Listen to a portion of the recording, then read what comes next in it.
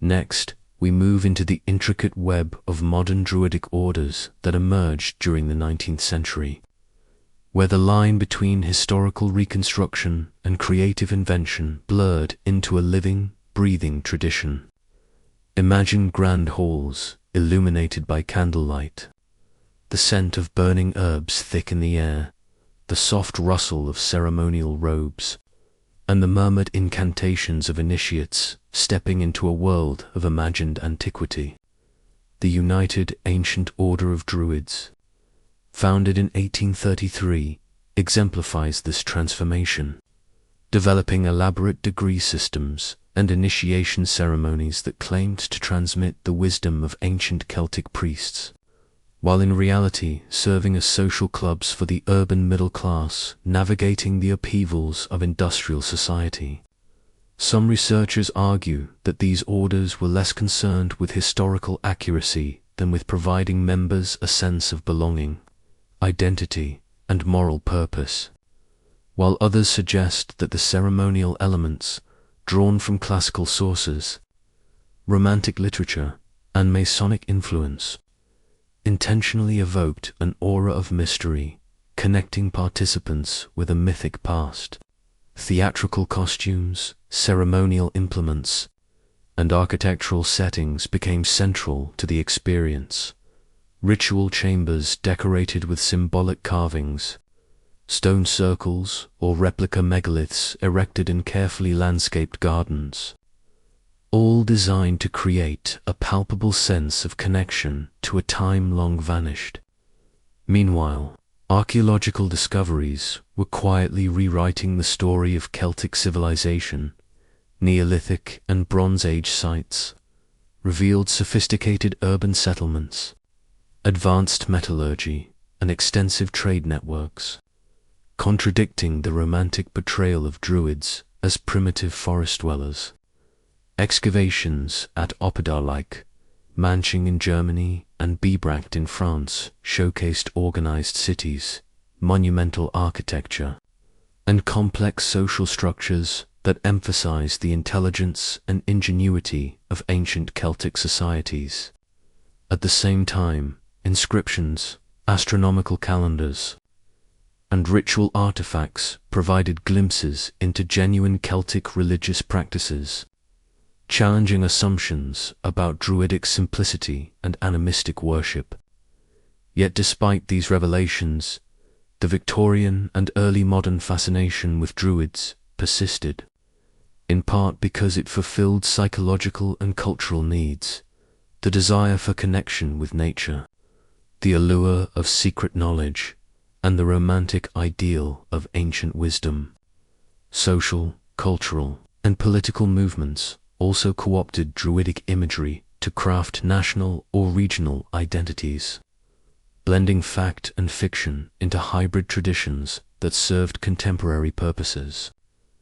And so, amid the growing body of scholarly evidence and archaeological fact, modern Druidic orders continued to flourish, offering members a symbolic framework that honored imagined antiquity while reflecting the concerns and aspirations of a rapidly changing world. From this intersection of invention, tradition, and discovery, we next explore the birth of Neo-Druidism in the 20th century, where spiritual innovation and environmental consciousness began to reshape the legacy of the Druids for modern practitioners, bridging past and present in unexpected ways. As we step into the 20th century, a new chapter of Druidic evolution unfolds, one that consciously acknowledges its modern origins while reaching back into the mists of antiquity for inspiration, blending the romantic imagination of the 18th and 19th centuries with contemporary, spiritual, and environmental sensibilities. Picture quiet groves at dawn, dew clinging to moss-covered stones, the air heavy with the scent of earth and rain, a single figure moving slowly among circles of standing stones, chanting in a voice that carries both reverence and curiosity. George Watson MacGregor read in 1909, reformed the Druid order with an approach that abandoned claims to unbroken historical continuity, instead creating nature-based spiritual practices that drew upon a reinterpretation of Celtic religion, infused with a sensitivity to the natural world and human consciousness. Some historians suggest that Reid's work was a deliberate effort to ground Druidic practices in experiential reality rather than historical myth, while others argue it reflected a broader cultural longing for alternatives to industrialized, mechanistic life. This period saw the growing influence of Wiccan and other neo-pagan movements, creating syncretic traditions where the imagery of Druids oak groves, seasonal festivals, and symbolic rites merged seamlessly with contemporary notions of goddess worship, ecological stewardship, and personal spiritual exploration. Imagine ritual fires flickering in the twilight, the distant murmur of water from a nearby stream, the shadows of trees dancing across faces lifted toward the sky. As participants mark the changing seasons, honor natural cycles, and cultivate a sense of inner and outer harmony, the interplay between history and imagination was central. Scholars and practitioners alike navigated the tension between archaeological discoveries of real Celtic practices and the symbolic resonance of romanticized Druidic images. At the same time, the proliferation of books, journals, and lectures on Celtic studies provided a foundation of intellectual legitimacy, grounding the spiritual innovations in at least a partial historical framework, while leaving ample space for creative interpretation. The result was a movement both reflective and aspirational. It honored the genius and sophistication of Iron Age Celtic civilization, acknowledged the limitations of surviving evidence, and simultaneously offered a vibrant, living spiritual path that addressed modern ethical, ecological, and psychological concerns. From these early 20th century roots emerged the diverse neo-Druidic landscape we recognize today, where ritual, study, and community intertwine, and where the mystical aura of the Druids continues to captivate the imagination. Yet even as these traditions flourished, questions lingered. How much of what we see today is a reflection of ancient practice, and how much is a product of centuries of invention and reinterpretation? Next, we will explore how the interaction between archaeology, scholarship, and spiritual innovation further shaped the contours of modern Druidism, revealing an intricate dialogue between fact, fiction, and aspiration as we move further into the 20th century. The interplay between historical discovery and modern spiritual revival becomes increasingly pronounced, casting a shadow of intrigue over the Druidic legacy that continues to this day. Picture the quiet rustle of leaves in a mist-shrouded forest, the scent of damp earth mingling with smoke from ceremonial fires, the subtle echo of footsteps along an ancient path worn smooth by centuries of ritual, and you can begin to sense the atmosphere in which Neo-Druidism matured. Scholars were unearthing the tangible remnants of Celtic civilization with unprecedented rigor, using archaeology, linguistics, and comparative religion to piece together a mosaic of Iron Age life. Excavations at sites like Hunsrück in Germany or Alesia in France revealed urbanized settlements, sophisticated metalwork, and intricate trade networks, challenging long-held romantic notions of Druids as primitive forest dwellers. Some researchers suggested these findings illuminated a society steeped in legal and religious sophistication, where Druids acted as educated custodians of knowledge, astronomy, and natural philosophy, while others proposed that the allure of romanticized Druids persisted precisely because of the human desire for mystery and connection to an imagined past. Concurrently, the spiritual revivalists were crafting rituals that blended historical insight with imagination, drawing inspiration from primary sources while embracing symbolic interpretation to meet contemporary spiritual and communal needs. Imagine the cadence of ceremonial chants, the texture of hand-carved staves, the rhythmic stamping of feet on earthen floors as practitioners marked solstices and equinoxes, weaving together history, symbolism, and personal reflection in ways both evocative and transformative. These practices often incorporated ecological awareness, aligning ancient seasonal cycles with modern concerns for environmental stewardship and sustainability,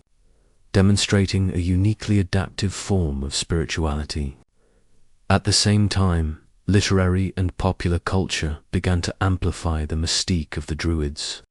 with novels, films, and illustrations portraying them as sage advisors, seers, and keepers of secret knowledge, reinforcing and reshaping public perceptions. This interplay between academic study, spiritual practice, and cultural representation created a dynamic tension. What is historically accurate, what is symbolic, and what is imagined? It also laid the groundwork for the diverse tapestry of contemporary neo-Druidic movements, ranging from scholarly reconstructionist circles emphasizing linguistic and archaeological rigor, to more eclectic communities embracing creativity and personal spiritual experience. And yet, even amidst this flourishing, an unanswered question remains suspended in the forest air. How do we honor the depth of Celtic civilization while navigating the delicate boundary between historical truth and imaginative revival? From this tension emerges the next chapter, where the integration of Celtic scholarship with modern spiritual practice begins to crystallize into identifiable schools of thought and ritual frameworks that continue to evolve today. As we turn the page into the mid-20th century, the story of the Druids becomes a tapestry woven from threads of scholarship, imagination, and spiritual aspiration, each strand shimmering with its own subtle intrigue, inviting us to wander deeper into the misty woods of history and myth. Picture a quiet evening in 1940s England, where the faint glow of candlelight flickers across the walls of a study lined with leather-bound volumes of Celtic lore, and the air is thick with the scent of ink, parchment, and the lingering curiosity of those who seek to understand a vanished world. It was during this period that Gerald Gardner began to reshape the landscape of modern paganism, creating Wiccan practices that, while acknowledging their contemporary origins,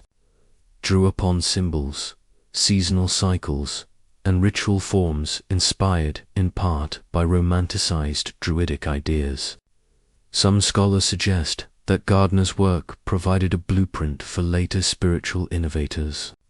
blending ceremonial structure with an almost hypnotic rhythm of chant, gesture, and sacred tools, while others argue that it illuminated the human desire to connect with perceived ancient wisdom, even when that wisdom was partly imagined.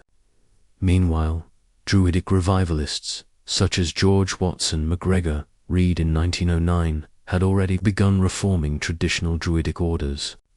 discarding the pretense of unbroken historical continuity while embracing nature-centered spirituality, seasonal observances, and philosophical reflection rooted in Celtic-inspired symbolism. Imagine the soft rustle of robes through forest undergrowth, the crackle of fire as sacred circles are marked,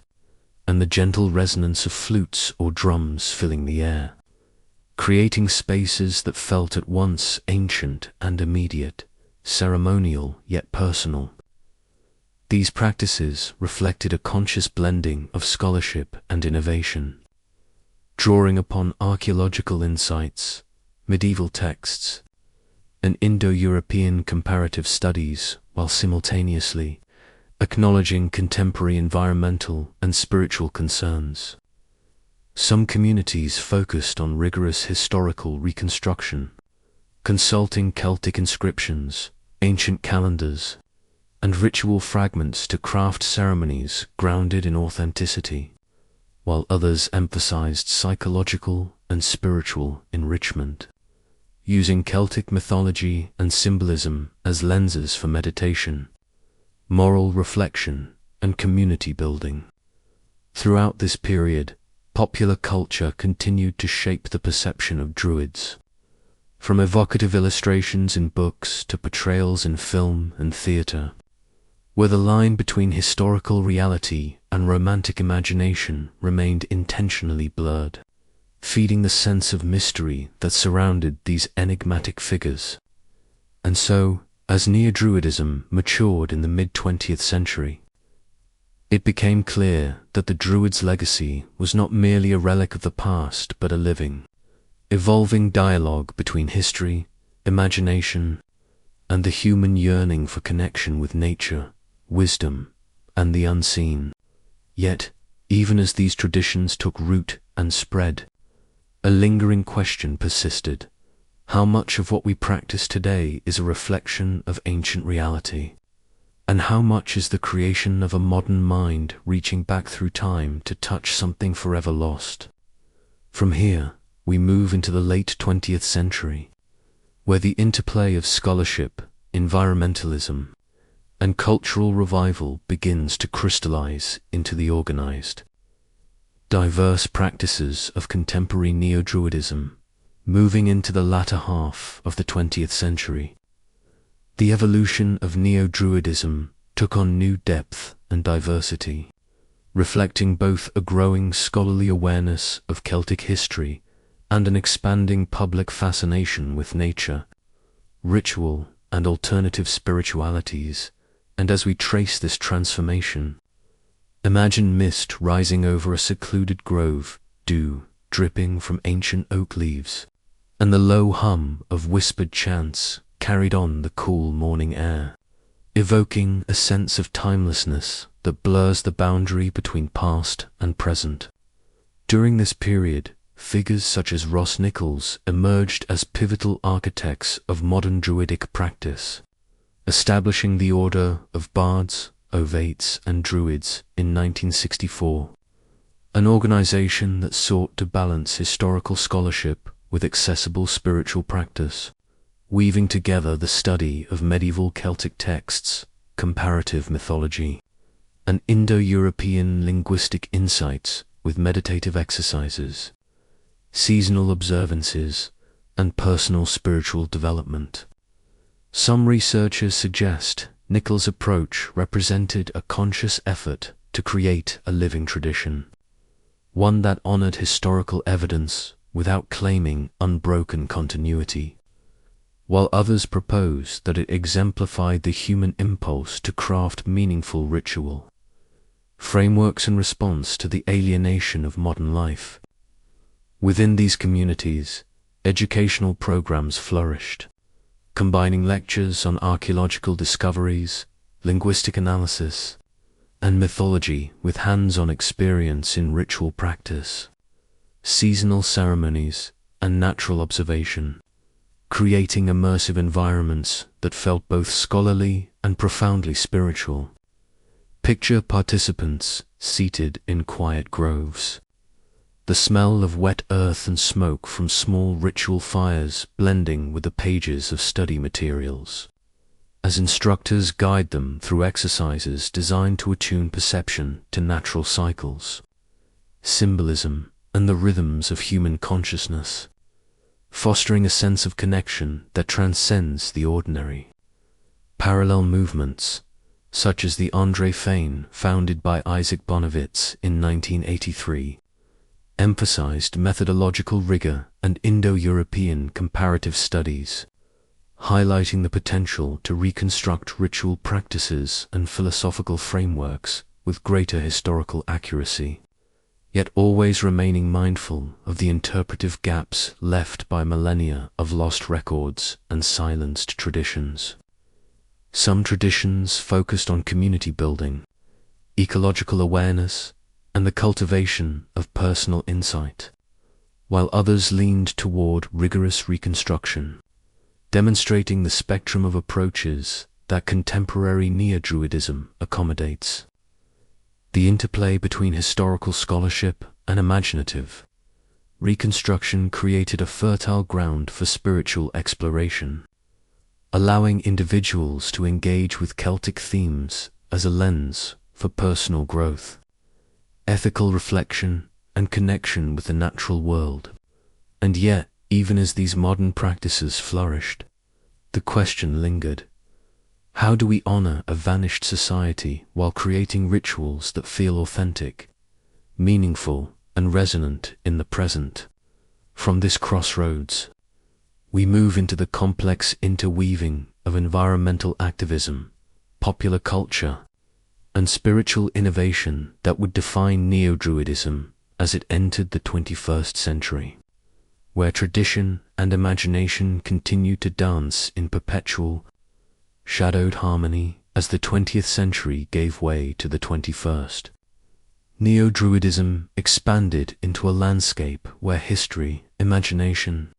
and contemporary concerns intertwined like the roots of an ancient oak. And to understand this evolution, picture misty hillsides dotted with stone circles, the wind carrying the faint scent of heather and smoke, and a sense of both mystery and reverence that draws participants into a world at once ancient and entirely modern. Contemporary neo-Druidic movements diversified into countless strands, some grounded in careful historical reconstruction, others embracing symbolic and psychological interpretations of Celtic myth, all seeking to create meaningful spiritual practices in an increasingly mechanized and disconnected world. The order of bards, ovates, and druids, under Ross Nichols' vision, continued to flourish, offering structured education in the lore, poetry, and philosophy of the Celtic, while simultaneously inviting practitioners to engage with nature, ritual, and meditation in ways that fostered personal transformation, environmental awareness, and community cohesion. Meanwhile, organizations like the Andre Fane emphasized scholarly rigor,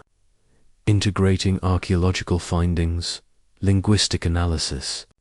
and comparative Indo-European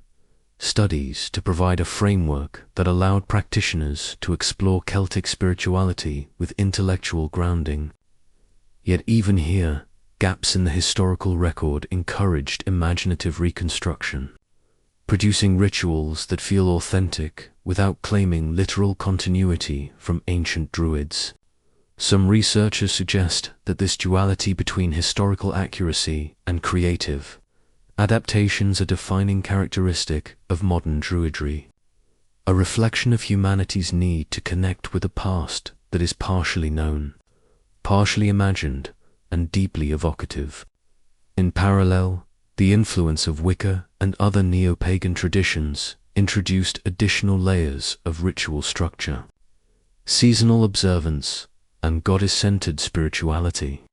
creating syncretic practices that drew upon multiple cultural sources while remaining centered on a reverence for nature and cyclical time, evoking images of practitioners walking barefoot through dew-soaked meadows, hands raised to the rising sun, the murmur of a brook mixing with whispered invocations. This blending of inspiration, scholarship, and imaginative ritual underscores the adaptability of allowing it to serve diverse spiritual needs while maintaining a connection, however symbolic, to the intellectual and religious traditions of Iron Age Celtic societies. Some contemporary movements focus on environmental activism, interpreting Druidic reverence for the natural world as a call to ecological responsibility, while others emphasize personal growth, ethical reflection, or community cohesion, demonstrating that modern Druidism is as much about living meaningfully in the present as it is about honoring a vanished past. And yet, despite centuries of revival, reconstruction, and reinvention, a lingering question remains: how much of what we experience as Druidic today is inherited, and how much is entirely imagined, shaped by human longing for mystery, wisdom, and connection with forces just beyond our perception? From this question, we move into the ways modern Druidism has permeated culture, literature, and the imagination,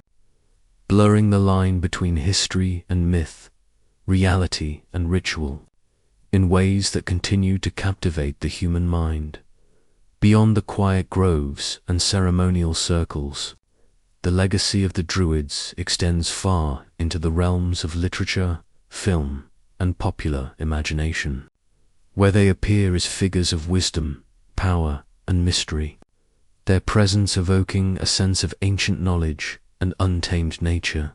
And to understand this cultural reach,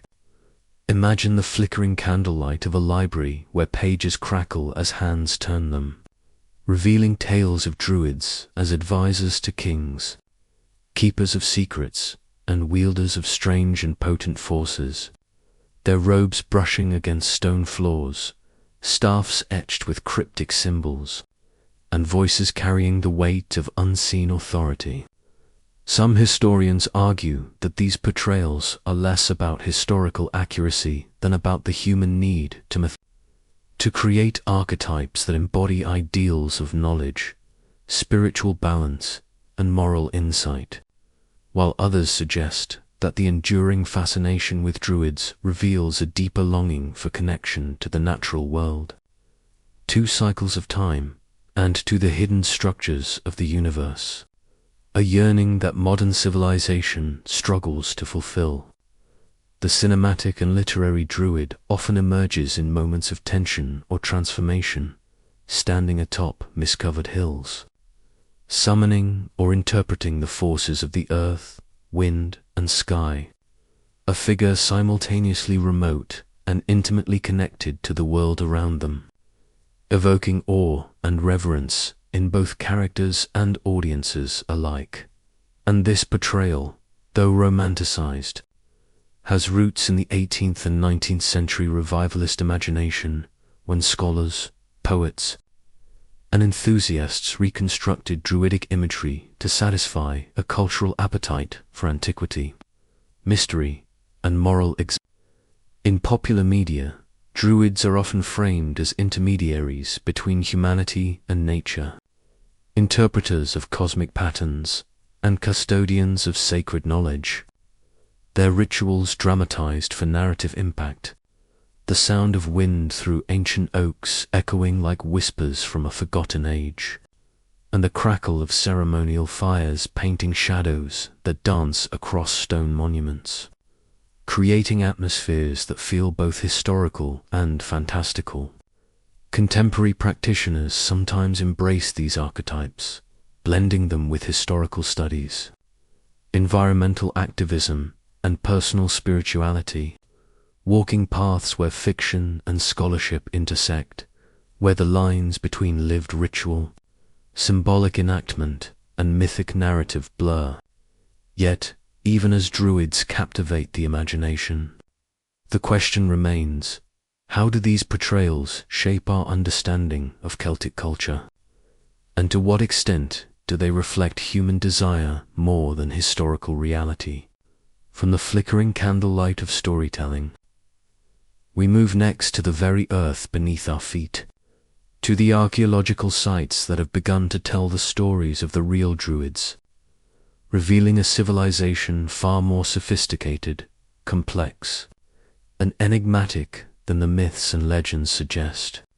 inviting us to listen closely to the whispers of stone, soil, and ancient timber, and to wonder what secrets they still hold. Beneath the mists of legend and the shadowed pages of romanticized texts lies the tangible, often overlooked world of archaeological evidence, where the true lives of the Druids and their societies begin to emerge through stone, metal, and soil, and here we encounter a landscape punctuated by circular enclosures, hillforts, and ritual sites, where the air carries the faint echo of voices long silenced. The ground beneath your feet layered with centuries of activity, ash, and the subtle scent of decay and renewal. Some researchers believe these structures were not merely symbolic but functional, serving as meeting places, centers of legal authority, and spaces for teaching and observation,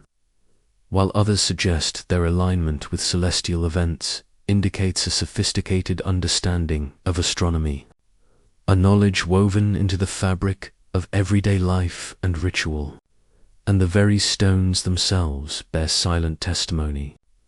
their weathered surfaces etched with marks that hint at human hands, perhaps the carving of symbols or the placement of offerings, gestures meant to honor deities, ancestors, or the cycles of nature. Excavations across Europe, from the rolling hills of France to the rugged landscapes of Ireland and Britain, reveal evidence of advanced metallurgy, fortified settlements, and trade networks that spanned vast distances, contradicting the romantic notion of Druids as isolated forest dwellers, instead presenting a picture of interconnected, politically and economically complex societies where knowledge was not only sacred but practical, applied to governance, agriculture, and the management of resources, and the discovery of inscribed objects, from cursed tablets to calendrical stones, provides a window into the intellectual life of these communities, showing a capacity for abstract thought, linguistic nuance, and ritualized expression that rivals contemporary civilizations. The sensory world of these Druids, reconstructed through careful archaeological study, comes alive in the imagination. The metallic ring of a bronze axe striking stone, the smoky aroma of ritual fires mingling with the earthy scent of damp soil, the murmur of water over ancient wells, and the visual spectacle of timbered structures, circular patterns of posts, and stones aligned with solstices and equinoxes, all forming a landscape that was both practical and sacred. Yet, despite these discoveries, mysteries remain. How exactly were knowledge and power transmitted? How did the Druids reconcile their spiritual roles with political influence? What parts of their intellectual and ritual life have vanished entirely, leaving only hints in fragmentary evidence? As we trace these physical remnants of Druidic life, the line between legend and reality blurs, and we are left to ponder the hidden wisdom embedded in the stones and earth, waiting silently for those willing to listen. And next we move to the manuscripts, inscriptions, and linguistic traces that illuminate the thoughts, beliefs, and laws of these enigmatic figures, offering a more intimate glimpse into their world, beyond stone and soil. The Druids' world comes alive through the fragile, often cryptic traces left on parchment, vellum, and in inscriptions carved into stone, remnants of a culture that prized oral transmission yet left tantalizing hints of its intellectual and spiritual frameworks. And here we find the interplay between memory and writing, where the spoken word, carefully composed and rhythmically structured, carried laws, genealogies, cosmologies, and moral instruction, sometimes supplemented by inscriptions on standing stones, metal plaques, or wooden objects, which themselves are etched with symbols, ogham script, or pictograms whose meanings invite debate among scholars, some suggesting calendrical, ritualistic, or territorial functions, others proposing mnemonic or philosophical purposes, and the surviving medieval manuscripts, although composed centuries after the Iron Age, preserve echoes of earlier Druidic thought, as in the Welsh triads, the Mabon, and Irish lore tracts, where myth, legend, and practical guidance converge in narratives that blend morality, social regulation, and cosmological insight, revealing a people attuned to the cycles of nature, the movements of stars, and the interconnectedness of human and natural worlds. Linguistic evidence shows that Druidic terminology, much of it preserved indirectly, points to a sophisticated conceptual vocabulary encompassing ritual, law, philosophy, and medicine, suggesting that these figures were both advisors and intellectual authorities, mediating between communities and the forces they perceived in the world around them. And while some inscriptions, such as those on cursed tablets, indicate personal or legal disputes, others hint at a symbolic or pedagogical function, serving as prompts for recitation, teaching, or ceremonial performance. And even the arrangement of inscriptions in sacred spaces may encode knowledge about seasons, astronomy, or ancestral lines, hinting at a complex system of learning and ritual practice that extended far beyond what survives in written form. The sensory imagination of these textual remnants evokes the soft scrape of a stylus on wood or wax, the faint smell of ink on vellum, and the hushed tones of a druid reciting genealogies and laws by firelight in a circular hall. The cadence of words entwined with the flicker of shadows, creating an atmosphere charged with authority, reverence, and mystery. Yet for every manuscript that survives, countless others have been lost, destroyed by conquest, time, or the delicate fragility of the materials themselves, leaving gaps that scholars can only speculate upon, piecing together fragments of law, ritual, and philosophy to reconstruct a culture that prized memory, observation, and reflection. And as we turn our attention from these written traces, we begin to see how later generations,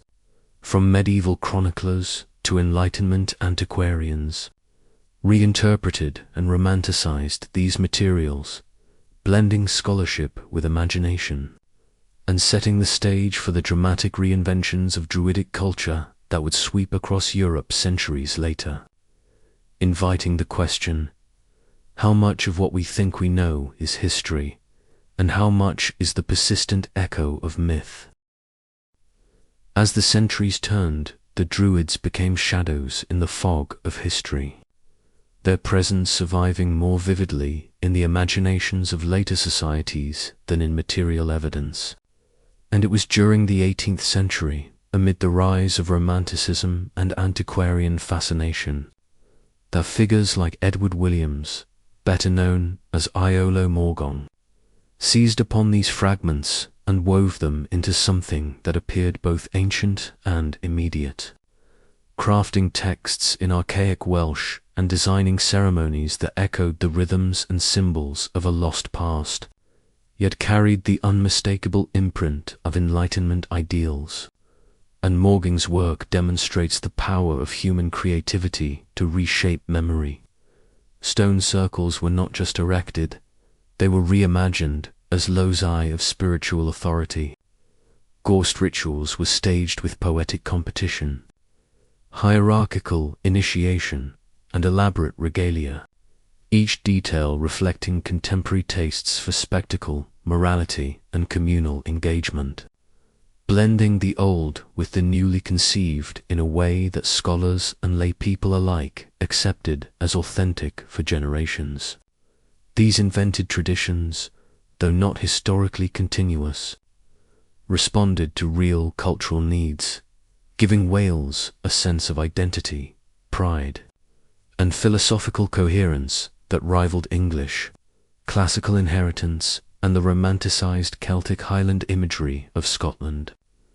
And the allure of Druids in this period lay in their duality. They were at once scholars and magicians, philosophers and custodians of nature, embodying ideals of wisdom, social harmony, and ethical guidance projected backward onto a nebulous past. a canvas upon which contemporary desires for moral clarity, national identity, and connection with the natural world were painted. And as these reconstructed rituals gained traction, they inspired the establishment of organizations claiming to preserve the ancient Druidic lineage. From the London Druidic Order of 1781 to the United Ancient Order of Druids in 1833, each borrowing heavily from Masonic models, yet providing community, social networking, and moral instruction in ways that were undeniably functional in their societies. Across Europe, similar fascinations manifested. Scholarly publications made Celtic languages, laws and mythologies accessible. Archaeology began to reveal the sophistication of prehistoric communities. And yet, paradoxically, every discovery of hill forts, oppida, or megalithic monuments both illuminated and complicated the narrative,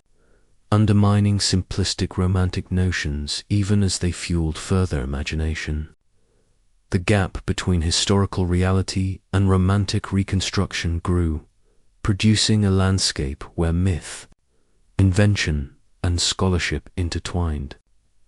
A world where Druids were simultaneously historical actors and enduring symbols. And as we move from the 18th century into the Victorian era, we encounter a proliferation of Druidic societies, academic studies,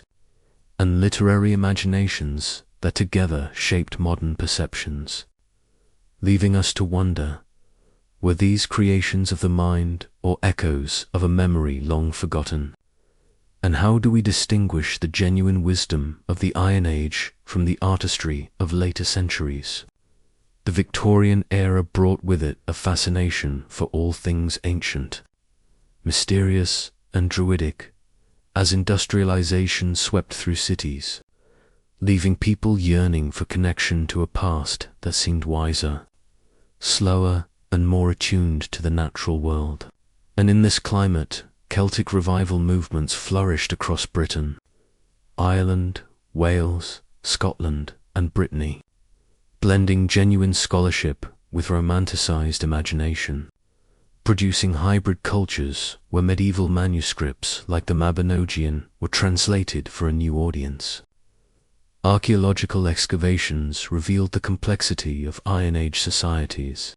and folkloric tales were reinterpreted as evidence of mystical wisdom. And central to this resurgence was the idea of Druids as intermediaries between humans and the natural order, scholars and poets alike portraying them as teachers of ethics, astronomy, medicine, and law. And yet, the actual archaeological record often told a different story.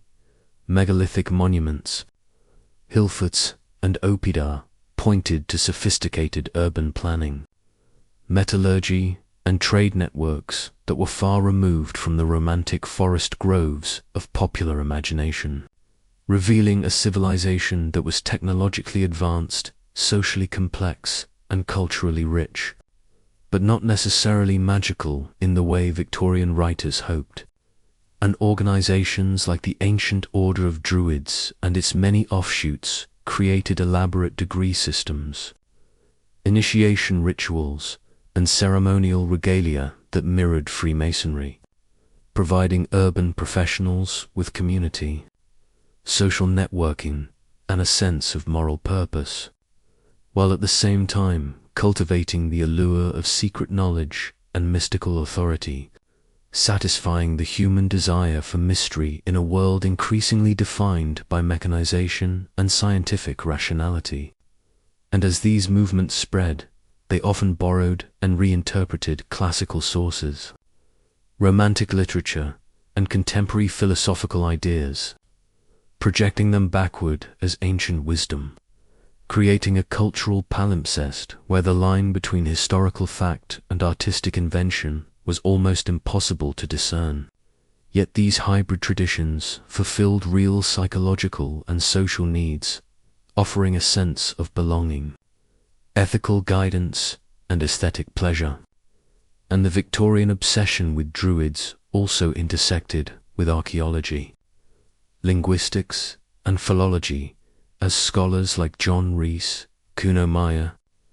and Julius Pokorny began to chart Celtic languages, mythology, and historical connections to the wider Indo-European world, revealing a rich tapestry of religious, legal, and intellectual practices, but always filtered through layers of interpretation and cultural projection, leaving contemporary observers to wonder what had been preserved and what had been imagined. And as the century drew to a close, Druidism had evolved into a cultural phenomenon, part scholarship, part spiritual practice, part nationalistic assertion, and the question lingered amid the pageantry, rituals, and reconstructed ceremonies. How much of the Druidic world was truly ancient, and how much was the creation of minds longing for wisdom, connection, and identity? As the 20th century dawned, Druidism faced both a reckoning and a rebirth, confronted by the growing rigor of historical and archaeological scholarship,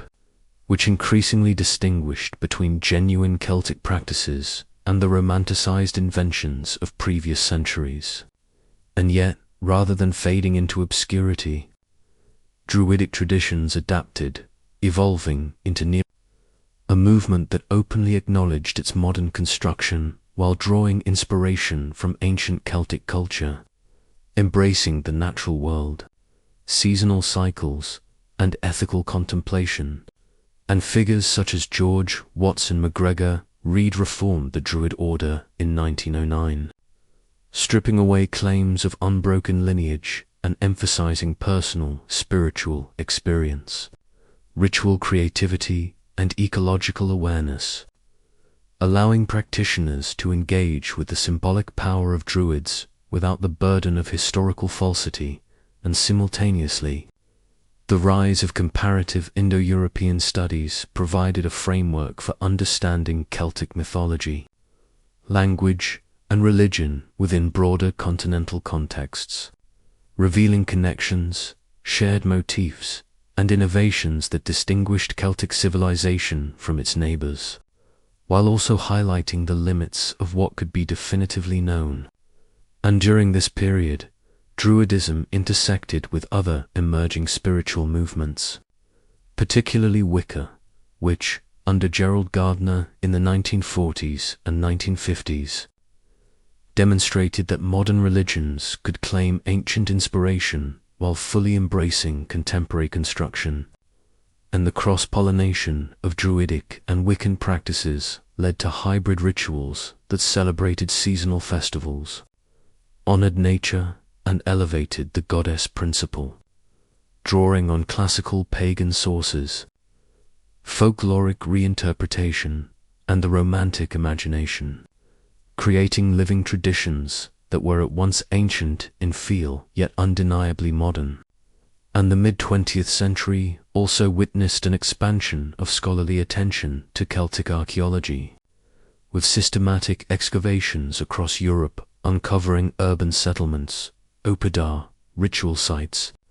and burial practices that revealed the sophistication of Iron Age societies,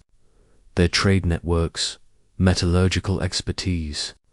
and complex social hierarchies, offering concrete evidence of a vibrant civilization whose spirituality,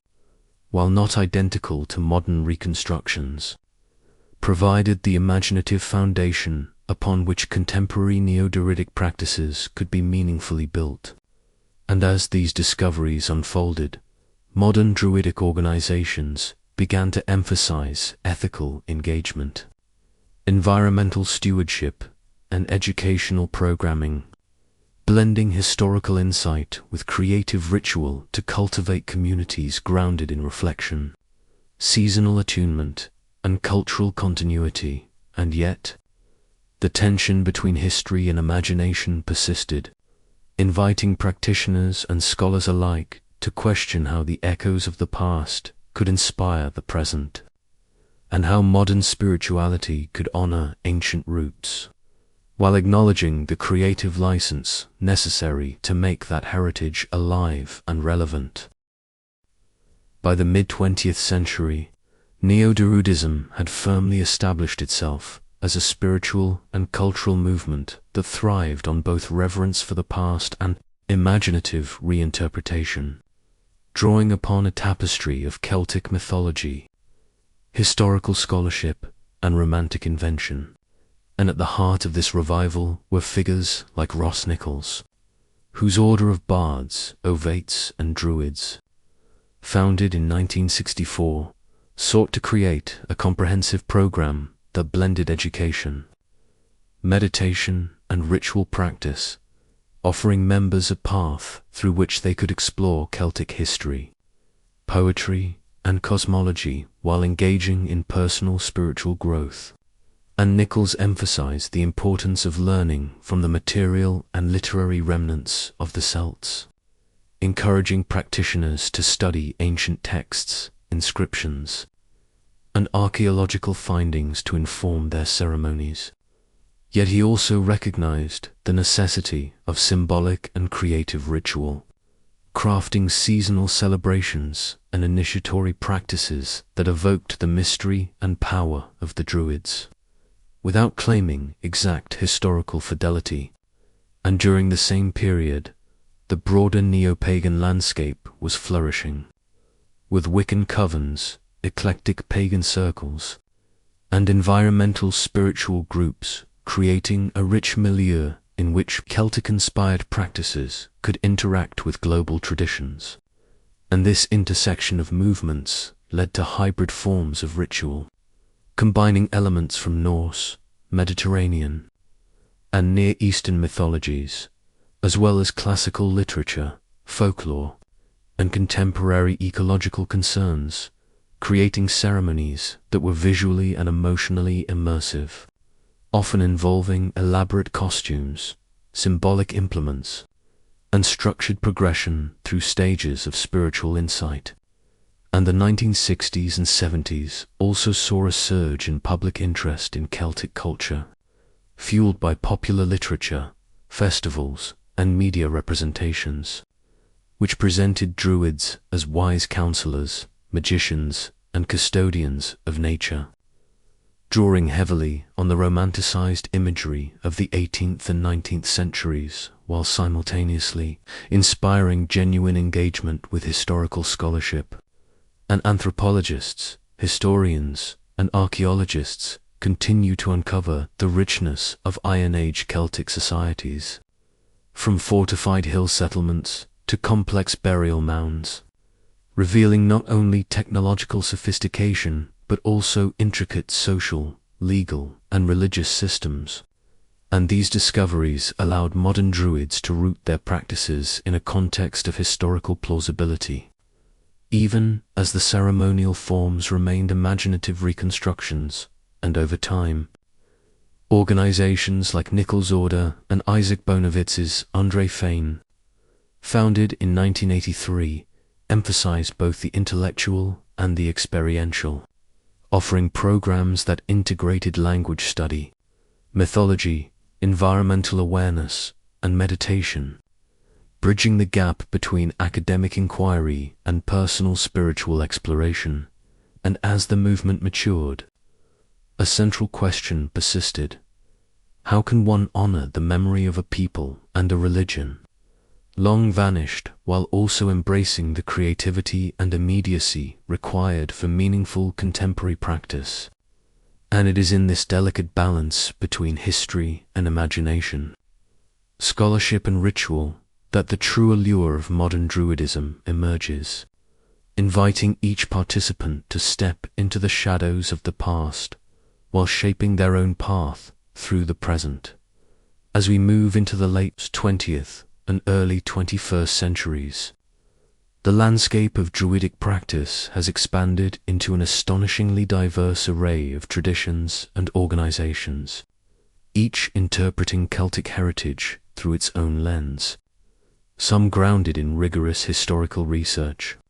others leaning toward visionary or experiential spirituality. yet all united by a fascination with nature, ritual, and the enduring enigma of the Druids. And among these contemporary movements, education and accessibility have become central themes, with schools and workshops offering courses on Celtic languages,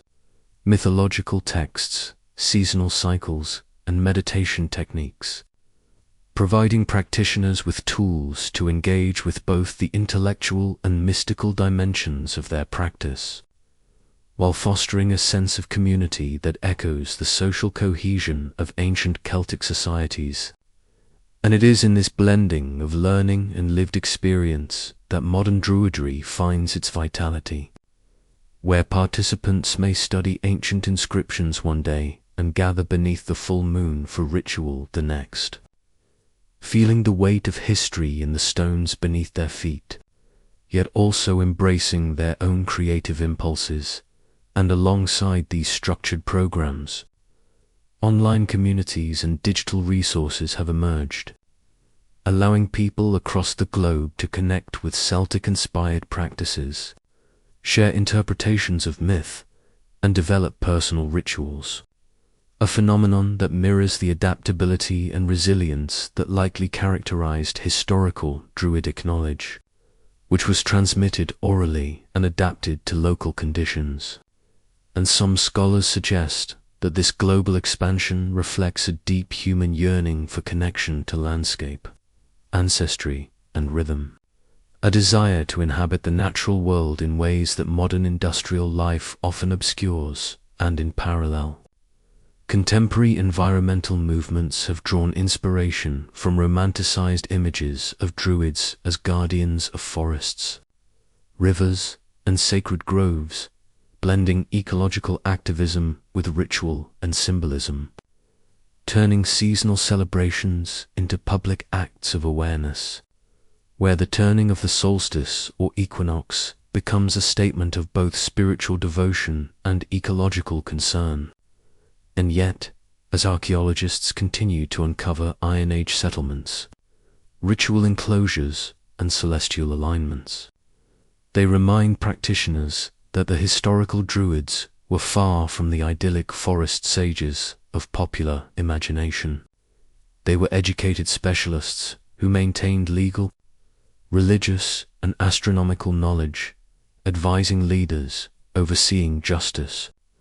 and performing ceremonies whose precise meaning we may never fully know. And this tension between historical reality and imaginative reconstruction fuels ongoing debate and creativity within modern Druidism, encouraging a reflective approach that honors both scholarship and spiritual experience. And as we consider this interplay, one is left to wonder how the echoes of Druids' past continue to resonate through contemporary rituals, educational programs, and environmental practices, quietly shaping the ways we understand human connection to nature, memory, and the sacred. Next, we move to the subtle interplay between Druidic imagery and popular culture, where the shadowy figures of ancient lore have been transformed into icons of wisdom, power, and mystical authority, appearing in novels, films, television, and video games. Their robes and staves, once symbols of learned responsibility within Celtic society, now reimagined as visual shorthand for magic and secret knowledge. And in these portrayals, the Druids are often given roles as advisors to kings, keepers of arcane knowledge, or solitary sages communing with the elements. Yet the historical record suggests a far more integrated social function, where Druids served communities as legal arbiters, religious leaders, educators, and intermediaries between the human and the natural. And this gap between imagination and history has not diminished their allure. Rather, it has amplified it, creating a layered mythos that blends fact, fantasy, and speculation, with some modern authors drawing explicitly upon romantic 18th and 19th century reconstructions, while others weave narratives inspired by Celtic mythology, classical sources, and contemporary ecological or spiritual concerns. And the result is a cultural echo chamber in which Druids simultaneously embody ancient scholarship, mystical authority, and environmental consciousness, a multiplicity that allows each generation to reinterpret them according to prevailing anxieties, hopes, and ideals. And within this framework, the symbols of Druidism, circles of stones, groves, sacred fires, and the seasonal festivals of solstice and equinox stake on layered meanings, resonating with audiences as reminders of cycles, mortality, and connection. And it is in these symbols that continuity and invention intersect, offering tangible points of contact with a past that can never be fully reconstructed yet remains, emotionally and spiritually potent. And some researchers propose that this enduring fascination reveals a deep human need to anchor abstract concepts of wisdom,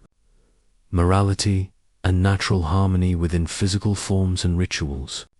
providing not only inspiration but also a sense of participation in a narrative larger than oneself.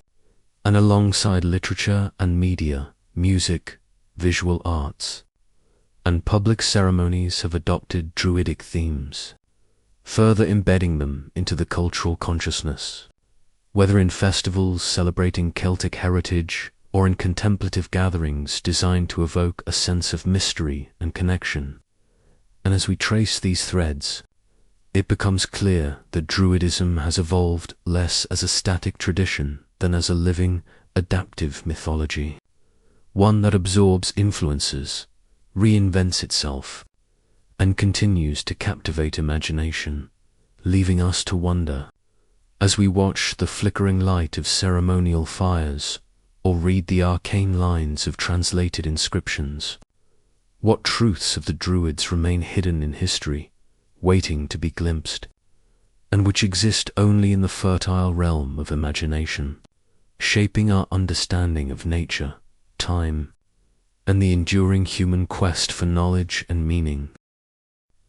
Finally, we arrive at the culmination of Druidic history, a place where past and present converge, where the shadows of ancient groves meet the flickering lights of modern ceremonies, and where the human longing for meaning, order, and connection has carried the Druidic image across millennia. And as we reflect on the journey from Iron Age specialists who navigated lore, astronomy, and ritual, through the imaginative reconstructions of the 18th and 19th centuries, to the diverse neo-Druidic movements of today, we begin to understand that Druidism is less a static relic and more a mirror of human curiosity, creativity, and aspiration. And some historians suggest that the Romantic and modern revivals of Druidism serve as cultural barometers, reflecting societal anxieties, spiritual yearnings, and the desire to reclaim a sense of harmony with nature and the cosmos. And in examining the rituals, poetry, and ceremonial structures that continue to evolve, we notice the recurring themes of initiation, moral reflection, and communal gathering, all echoing the original functions of Druids as mediators, teachers, and guardians of knowledge. And yet, the interplay of myth and history remains delicate. Archaeological evidence, linguistic studies, and comparative Indo-European research illuminate a sophisticated, multifaceted Celtic civilization, one that possessed urban settlements, trade networks, and ritual practices far richer than the forest-bound mystical stereotype. And this evidence challenges us to separate the historical Druids from the symbolic ones, even as we recognize that both have shaped cultural imagination in profound ways. And in contemporary spiritual practice, the balance between historical accuracy and creative expression allows practitioners to craft meaningful experiences rooted in inspiration, ethics, and connection to the natural world, whether through seasonal festivals, meditative walks in sacred landscapes, or poetic explorations of myth. And the impact of Druidic motifs extends beyond individual practice into literature, art, and environmental activism, offering frameworks for understanding human relationships to nature, time, and community. And as we consider these influences, it becomes clear that the story of Druidism is not confined to a single epoch or geographic region. It is a living, breathing narrative that adapts to the needs of each generation, providing both continuity and innovation. And perhaps the most striking lesson is the resilience of cultural memory itself. The way symbols, rituals, and ideals can survive centuries of suppression, reinterpretation, and reinvention, carrying with them the echoes of ancient voices even as they inspire new ones. And as we close this journey, we are left with a lingering sense of mystery. The Druids were real and imagined,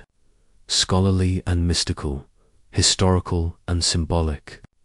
And in contemplating their legacy, we find not only the story of a people,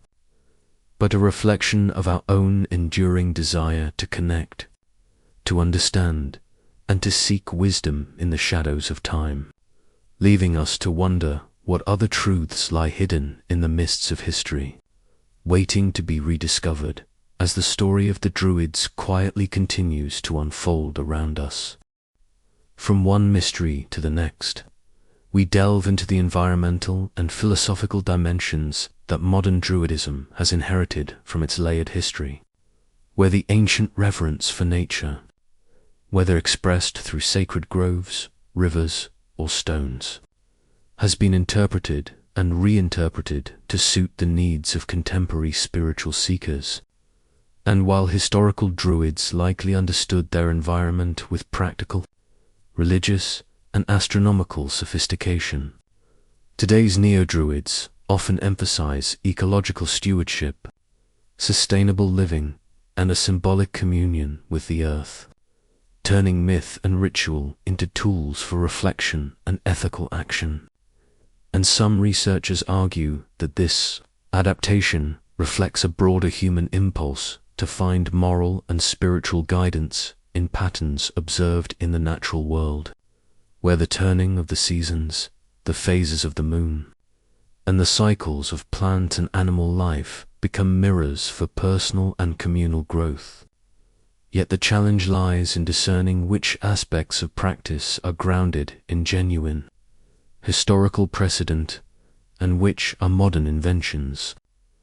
A distinction that matters to scholars, but often less to practitioners who seek meaning rather than historical accuracy. And this duality between historical reconstruction and spiritual innovation creates a space of tension and creativity where rituals can be deeply moving even if they are not literal continuations of Iron Age practices. And within this space, ceremonial acts such as lighting fires at crafting altars from stones and branches, or reciting poetry inspired by Celtic mythology become methods of cultivating mindfulness, reinforcing ethical intentions, and connecting with a lineage that is more symbolic than literal, yet no less potent. And some observers note that these practices resonate particularly strongly in modern contexts marked by industrialization, urbanization, and ecological crises, providing a counterpoint to mechanistic and utilitarian worldviews, while simultaneously linking participants to a perceived continuity with the past, a continuity that is emotional, symbolic, and imaginative rather than strictly historical. And it is here, in the delicate balance between reverence for evidence and the human desire for meaning, that Druidism's modern revival finds its enduring relevance. And as rituals unfold, often accompanied by music,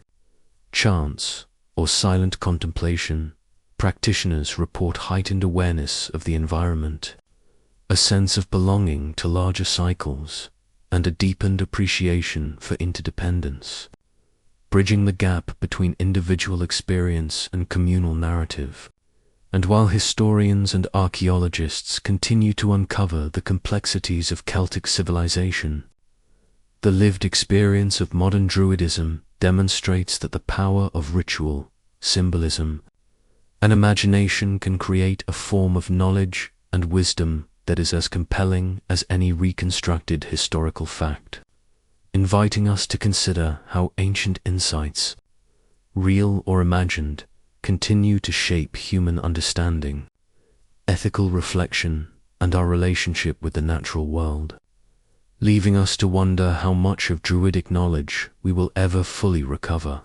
and how much we create anew with each generation that turns to the stones, the trees, and the quiet whisper of the wind for guidance,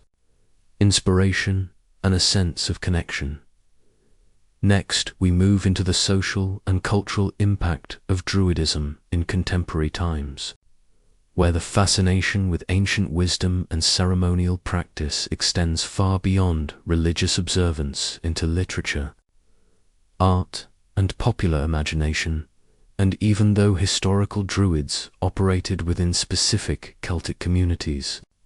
mediating law, education, and ritual,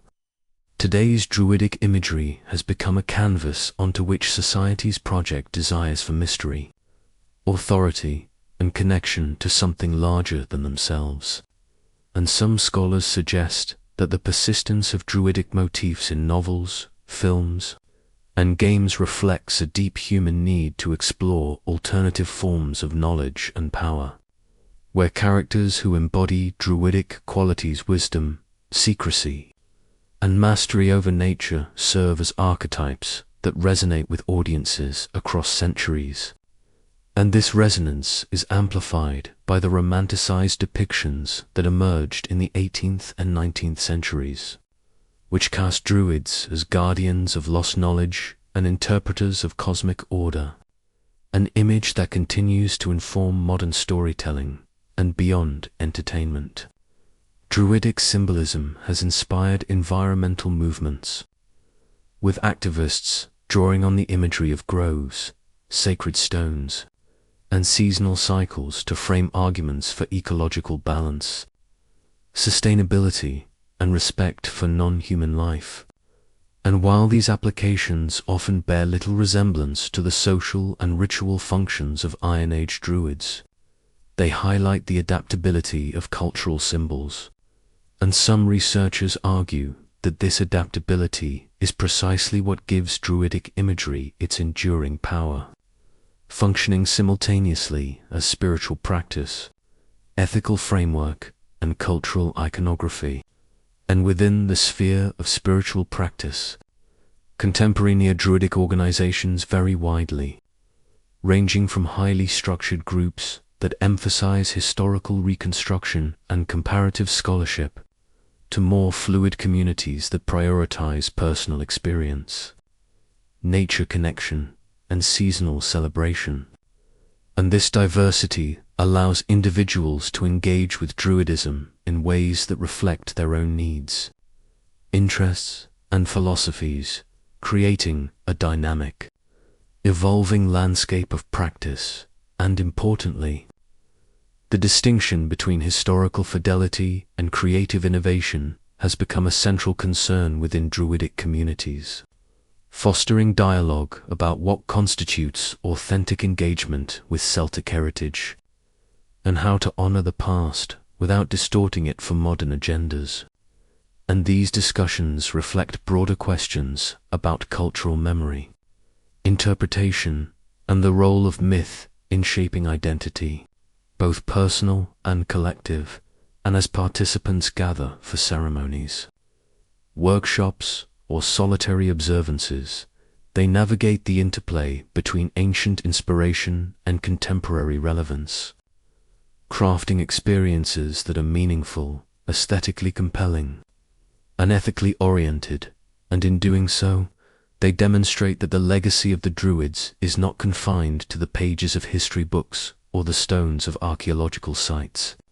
but lives on as a living tradition, continuously interpreted and reinterpreted. And as we consider this living legacy, we are invited to ask, what is the boundary between history and imagination, between what was and what is made to be, and how does that boundary shape the ways we seek wisdom, beauty, and connection in our own lives, leaving the story poised on the edge of discovery,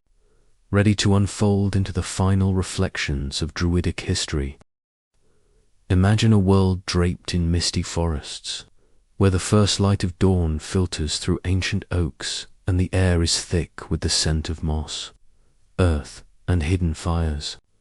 This was the world of the Druids, enigmatic figures whose wisdom and rituals shaped the lives of Celtic societies long before written records captured their existence. Sit back, relax, and let your mind wander to the rolling hills of Iron Age Europe, where Druids were not merely priests but the keepers of law, medicine, astronomy, and memory itself. They moved silently through sacred groves, their voices carrying prayers to unseen forces, while the people of the villages below looked to them for guidance, justice, an understanding of the natural cycles that governed life and death. Some researchers suggest Druids were the true architects of knowledge, carefully observing the heavens, predicting the seasons, and interpreting omens, while others argue that their influence was more symbolic, a reflection of the complex social structures of the Celts. What remains indisputable, however, is that they occupied a unique place in society, a space between the mortal and the divine, the practical and the mystical. Their existence is shadowed by the passing centuries, leaving us only fragments of their traditions, hints in later literature, and traces in the stones they revered. And yet, these fragments have stirred imaginations for centuries, inspiring both scholarship and legend, fact and fiction intertwined in a delicate, haunting dance. Some archaeologists point to burial mounds, standing stones, and carefully aligned celestial markers as evidence of their sophistication, revealing not a primitive people, but a civilization with knowledge of mathematics, astronomy, and the cycles of the earth that rivaled their contemporaries. Others caution that much of what we think we know comes from later Roman and Christian accounts, often hostile or romanticized, leaving the true nature of Druidic practice shrouded in mystery. As night falls over the Celtic forests in your mind, and the wind whispers through unseen leaves, one cannot help but wonder, were the Druids merely men and women of their time? Or were they the custodians of a lost knowledge so profound that it echoes faintly even across 2,000 years of silence? From these beginnings, our journey into the history, myth, and enduring legacy of the Druids begins an exploration of wisdom, ritual, and imagination, where every fact conceals a deeper story, and every story leaves us questioning what we truly know. As we step further into the shadowed world of the Druids, we find ourselves wandering not only through forests, but through the tangled web of history and invention, where truth and fiction blur. By the 18th century, long after the fall of the Celtic societies that once honored them, Druids became the subject of fascination and fabrication, particularly in Wales and Britain. A man named Edward Williams, often known by his bardic name, Iolo Morgong,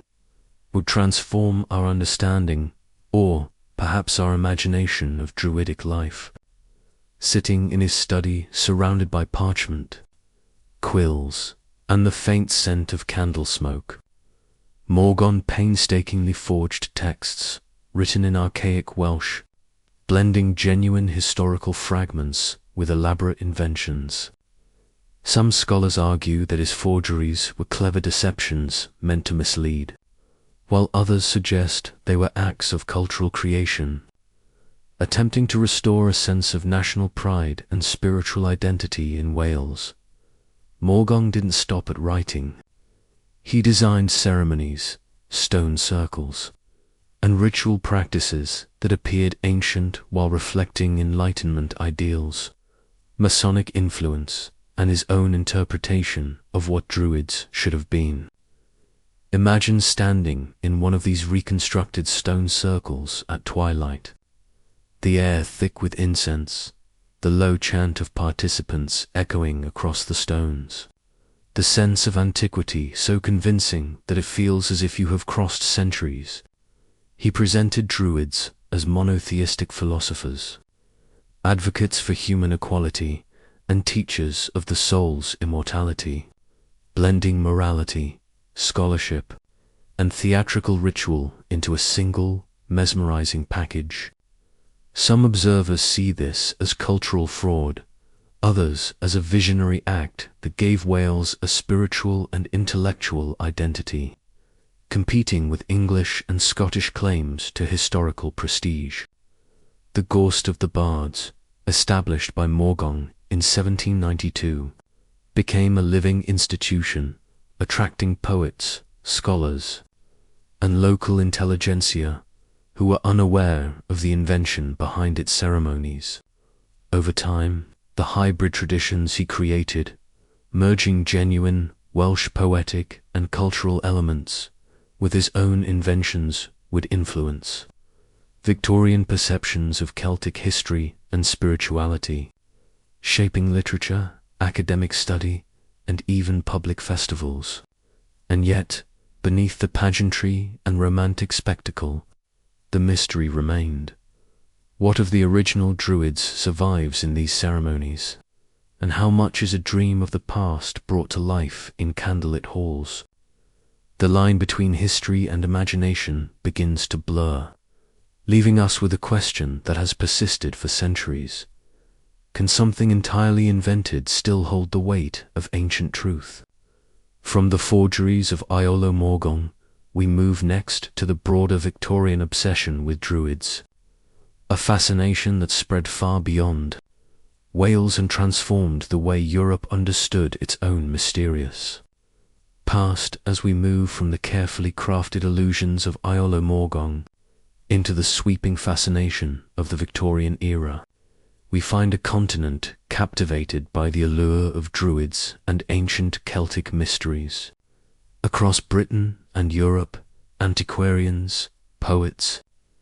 and the curious elite began to imagine a world in which Druids were not only philosophers, but keepers of cosmic secrets, sages of the forest, and intermediaries between humankind and the natural world. Sit back, relax, and picture the scene. Gas lamps flicker along foggy streets. Scholarly debates echo through the halls of universities, and society gatherings buzz with speculation about rituals performed thousands of years before. Archaeology was just beginning to awaken from its infancy, and every newly discovered stone circle, burial mound, or megalith seemed to whisper hidden truths about these elusive figures. Some researchers suggested that Druids had built the great stone monuments as temples, astronomical observatories, or sacred meeting places, while others cautioned against such romantic assumptions, noting the structure's Neolithic origins far predating Celtic culture. The publication of Charlotte Guest's translation of the Mabinogion made Welsh medieval literature accessible to a wider English audience,